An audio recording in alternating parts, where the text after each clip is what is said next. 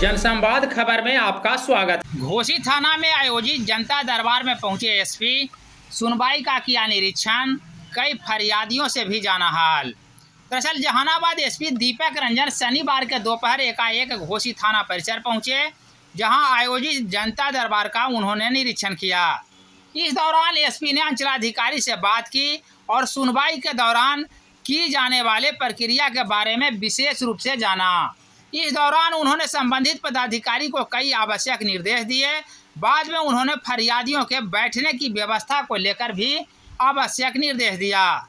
इस मौके पर एसपी ने स्वयं कई मामले का निरीक्षण किया और संबंधित पदाधिकारी को आवश्यक निर्देश दिया। इस अवसर पर पुलिस पदाधिकारी बैरिस्टर पासवान, अंचलाधिकारी अरविंद कुमार चौधरी समेत कई फरियादी मौजूद थे।